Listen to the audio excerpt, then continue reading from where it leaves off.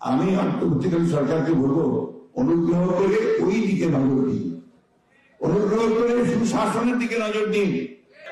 দুর্নীতি শুরু হয়ে গেছে, দয়া করে এই দুর্নীতি যেন না হয় সেই দিকে আপনারা লক্ষ্য দিন। আপনারা যেন সুশাসন দিতে পারেন সেই দিকে নজর দিন। প্রতি পাড়ায় পাড়ায় যান, প্রতি পাড়ায় পাড়ায় যে সংগঠন তৈরি করছেন আমাদের নির্দেশে সেগুলো আরো শক্তিশালী করেন। ছাত্রদের প্রতিটি শিক্ষা প্রতিষ্ঠানে শক্তিশালী অবস্থান গ্রহণ করেন এবং আমরা যেন আমাদের রাজনীতি দিয়ে শান্তিকে এগিয়ে যেতে পারি। সংস্কারকে শুরু করেছি আমরা 2 বছর আগে। আমাদের নেতা মহোদয় 31 দফা দিয়েছেন, তাই না? সেই ইতিহাস আর বলতে চাই না।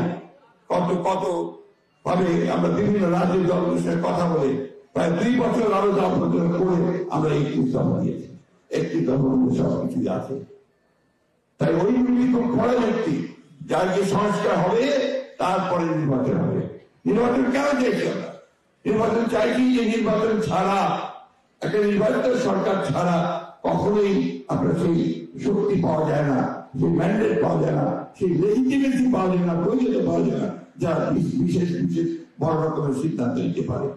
এমনকি এই সংস্কারগুলোকে যদি আপনার কনস্টিটিউশন নিতে হয়, কনস্টিটিউশন সংস্কার, সেটার জন্য তো আমরা পারবেন না।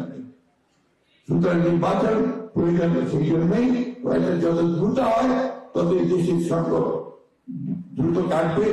রাজনৈতিক সংকটগুলো মোকাবেলা করা সম্ভব হবে, অর্থনৈতিক সংকটগুলো মোকাবেলা করা সম্ভব হবে।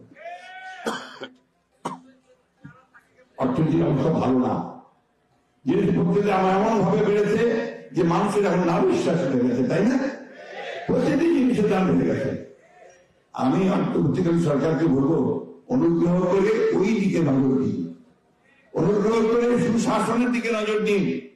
এখন আপনার সরকারের যারা আমলা আছে, যারা কর্মচারী কর্মকর্তা আছে, তারা কিন্তু আবার শুরু করেছে আগের মতো কাজ। দুর্নীতি শুরু হয়ে গেছে, দয়া করে এই দুর্নীতি যেন না হয় সেই দিকে আপনারা লক্ষ্য দিন। আপনারা যেন সুশাসন দিতে পারেন সেই দিকে নজর দিন। পুলিশ যেন ভালো কাজ করে, আমরা যেন ভালো কাজ করে সেদিকে নজর দিন। বিশ্ববিদ্যালয়গুলোকে, শিক্ষা প্রতিষ্ঠানগুলোকে ঠিকমতো চালু করার চেষ্টা করুন। এই কাজগুলো করা দরকার এবং সঙ্গে সঙ্গে নির্বাচনের জন্য দ্রুত ব্যবস্থা গ্রহণ করুন।